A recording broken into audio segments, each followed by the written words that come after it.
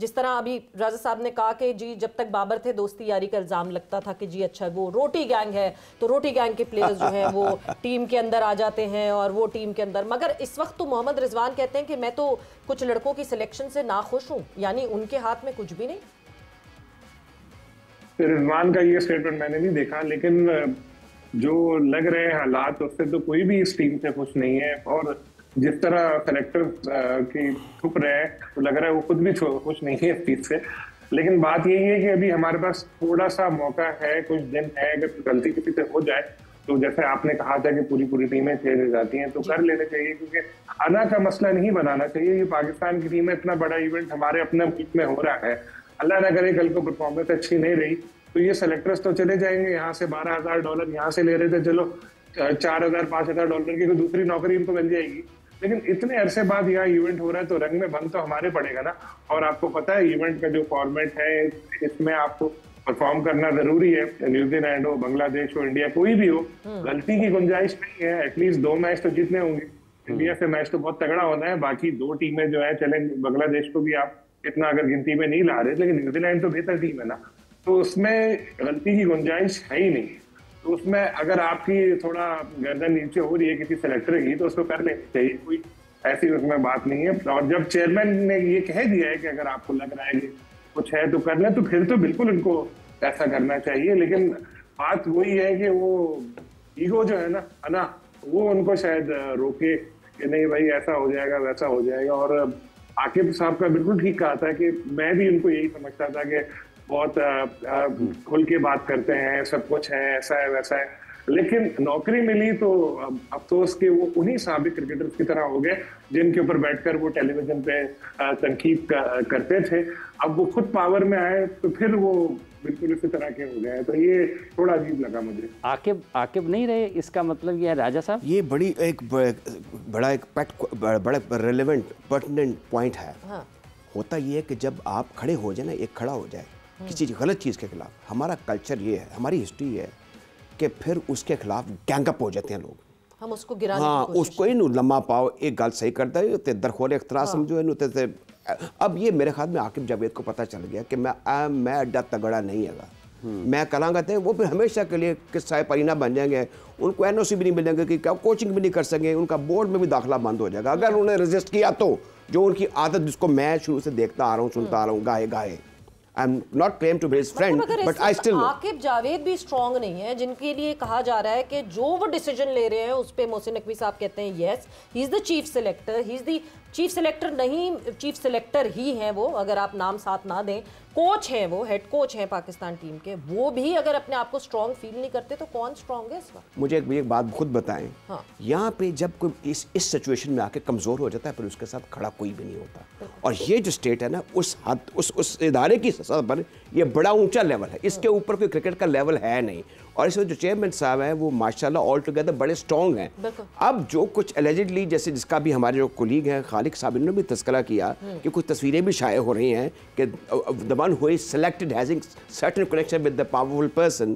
तो अब ये है कि कौन खड़ा होगा, यानी कि बिल्ली के गले में वो क्या कौन डालेगा, हड्डी कौन डालेगा वाली बात है। तो ये सिचुएशन हमें समझ जानी चाहिए। अब जहाँ तक इस पर इतनी बातें हो रही हैं और टॉप के एक्सपर्ट भी कर रहे हैं, बड़ी अच्छी बातें कर रहे हैं, बड़ी अच्छी बात है कि जो हमारा एक मीडिया है वो एक अब यूनिफायर बन चुका हुआ है, हर मसले में वो साथ भी देते हैं और खड़े भी हो जाते हैं। लेकिन इसमें यह है कि अब अगर हम इसको मज़ीद आगे लेके चलेंगे, अब ये 2-4 दिनों के अंदर जो कुछ भी है वो हो जाना चाहिए। मेरे ख्याल में इन दोनों को they should be given a chance. और ये ट्रायल सीरीज इसको एक ट्रायल मैच समझते हो दोनों टीमों के लिए, न्यूजीलैंड और साउथ अफ्रीका के लिए, पाकिस्तान के लिए भी। एक अपने अब हमें एक और चीज़ का भी अब है कि हमें अपनी विकेट चेक करनी है, इंफ्रास्ट्रक्चर चेक करना है, अपनी ट्रैवलिंग चेक करनी है, अपनी सिक्योरिटी चेक करनी है। वैसे मेरा तो ये बिलीव है, आउट वे थोड़ी सी बात करूं कि हमारी जो पुलिस है, हमारी जो रेंजर्स है, हमारी जो फौज है, तो ये अब आपने दोनों ने बार देख लिया वो कैसे ये हमारे अरेंजमेंट ज़्यादा अच्छे होते हैं। तो दुआ ये करनी चाहिए कि फुल प्रूफ हो सारा सिस्टम। और ये जो सारी चीज़ें हैं ये फिर थोड़ी सेकेंडरी रह जाएगी। हाँ, हमें जो है इससे हमारे हमसाए नजरें, अच्छा वो नजरें टिकाए हुए। एक और सलीम खालिक साहब, जब हम ये सिलेक्शन कमेटी की बात करते हैं तो आपको लगता है कि ये इसमें इख्तलाफ राय है सिलेक्शन कमेटी के अंदर, या फिर कहीं से कुछ नामालूम पर्चियां पहुंची हैं और फिर टीम की सिलेक्शन हुई है? क्योंकि आपने कहा ना कि ये सिलेक्टर खुद भी खुश नहीं है। देखिए आसिफ साहब, जब एक बहुत बड़ा चेक आपको मिलता है ना हर महीने, तो अगर आप किसी चीज पे खुश ना भी हो ना, तो भी कुछ बोलते नहीं है। आप कहते हैं चलो यार इतनी नौकरी इतनी अच्छी कहाँ मिलेगी, चुप हो जाओ।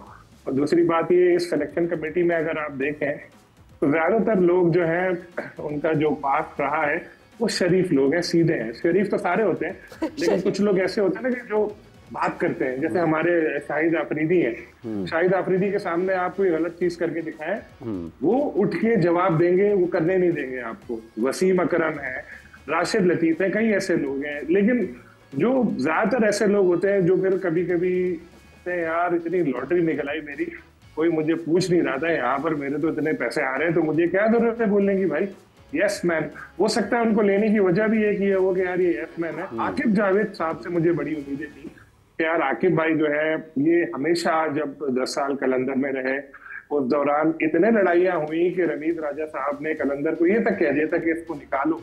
इनके लिए लीग के रूल्स चेंज करने पड़े कि भाई मीडिया के साथ इस तरह बात नहीं कर सकेंगे, ऑफिशियल ये होगा वो होगा। लेकिन वही जब पीसीबी में गए तो बिल्कुल अब डिफरेंट किरदार में नजर आ रहे हैं, बिल्कुल रूप उनका बदल गया। पहले वो कहते थे कि आपको याद होगा मिसबाह हक को सबसे ज्यादा क्रिटिसाइज इन्होंने किया था कि 2 पोस्ट प्लेयर है, बिल्कुल अब वो खुद 2 पोस्ट उन्होंने ले ली। तो ये चीज जो है थोड़ी मुझे अजीब लग रही है। 11 तारीख तक मैंने तय किया हुआ, मैंने ऑन एयर टीवी में भी बोला था कि मैं टीम पर जो गलतियां हुई हैं उसको तनकीद कर पाऊँ। 11 के बाद तो मैं भी यही कहूंगा कि फहीम अशरफ है, वो बैन स्टोक्स है, खुशदिल शाह है जो और भी बहुत अच्छे ऑलराउंडर है, उनको पूरा बैक करेंगे, क्योंकि उसके बाद चेंज की गुंजाइश होगी। हमारी कौमी टीम है, हमारे इवेंट हो रहा है। लेकिन दरख्वास्त यही है कि भाई अगर कोई गलती की है तो उसको तब्दील कर ले। उस वक्त 2-4 लोग शायद ये बोले यू टर्न ले लिया, लेकिन अगर अल्लाह न करे नताइज अच्छे नहीं रहे तो फिर कौम माफ नहीं करेगी। बिल्कुल, यानी अभी के अभी अपनी ईगो को साइड पे रख के डिसीजन ले लें। और वाकई जब 11 फरवरी गुजर गई तो उसके बाद तो we all would be backing our team, Pakistan team जो होगी सामने वो होगी। बट राजा साहब अभी, क्योंकि कल जब प्रैक्टिस हो रही थी तो कल उस वक्त जो वहाँ पे लोग मौजूद थे उन्होंने ये ऑब्जर्व किया कि आपको फहीम अशरफ बहुत बॉग डाउन दिखे। मतलब आपको उनको देख के अंदाज़ा हो रहा था कि ही न्यू कि पूरी स्पॉटलाइट मेरे ऊपर है, पीपल आर फॉलोइंग मी, और उसकी वजह से बहुत ज़्यादा कारकर्दगी पे फ़र्क पड़ता है। आपको लगता है ये जो इतना, एक प्लेयर का क्या कसूर है? आपको अगर एक सेलेक्टर कहता है, आप प्लेयर है और सेलेक्टर कहता है आपको पाकिस्तान के लिए खेलना है, आप ये तो नहीं कहेंगे कि मैं बुरा खेलता हूँ मैं नहीं आऊँगा।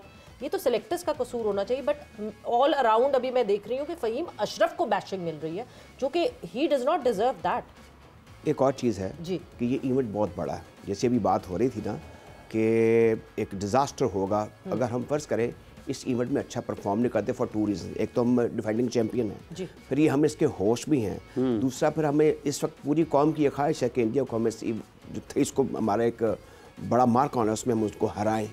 तो ये सारी ऐसी चीज़ें फिर नज़ला गिरता है, नज़ला गिरता है, उसमें फिर बहुत से जो है ना वो सब बह जाते हैं। उसमें सबसे ज़्यादा जो हदफ का होता है सॉफ्ट वो होता है chairman cricket board, selection committee, कप्तान, और फिर बड़े बड़ों की जो है ना उसमें नैया जो वो डूब जाती है। अब ये सारी चीज़ें जो हैं वो फहीम अशरफ को अब देखना पड़ रही हैं। अब मुश्किलें इतनी पड़ी कि आशा हो गई ये, जैसे अभी हम आकिब जावेद की बात कर रहे हैं, उन पर काफ़ी मुश्किलात हैं। एक तो ये है कि वो टेस्ट मैच हार गए, दूसरा वेस्ट इंडीज़ के खिलाफ बड़ी तरकीबें की। लोग कहते थे जी, सियाने लोग ये कह रहे हैं कि जैसे इंडिया के खिलाफ आप पहला, दूसरा, तीसरा और 5वें दिन गज गज टर्न होती थी, पाकिस्तान किसी ना किसी तरीके से मैच जीत जाता था, कादिर, तौसीफ, अब्दुल कादिर पड़ जाते थे। लेकिन अब ये पहले दिन गज गज टर्न हो रहा है, इस पर स्ट्रेटजी रिवाइज क्यों नहीं की गई? अगर आप नॉर्मल स्ट्रिंग के साथ खेलते, ये सारे प्रेशर जो हैं आकिब जावेद क्योंकि इस वक्त मर्द आहन बने हुए थे, फेवरेट भी थे और बिल्कुल ठीक थे, क्योंकि वो एक चेंज फॉर गुड आया था, चेंज फॉर प्लेजेंट आया था कि जनाब एक सीरीज हम एक बड़ी टीम को यहाँ पे एक पहला टेस्ट हारने के बाद 2 जीत गए, इंग्लैंड के अगेंस्ट पर वेस्ट इंडीज के खिलाफ पहला मैच जीत गए, तो सब ठीक चल रहा था। लोगों को आदत हो गई थी कि अब ये लेकर आगे चलेंगे और इनको अपना अपना काम करना चाहिए। अच्छा, कथा कलामी की बात जी, क्योंकि हम जाएंगे एक ब्रेक पर, और ब्रेक पे जाते जाते सलीम साहब एक आखिरी आपसे मुझे स्टेटमेंट चाहिए। Where do you see Pakistan team in champions trophy?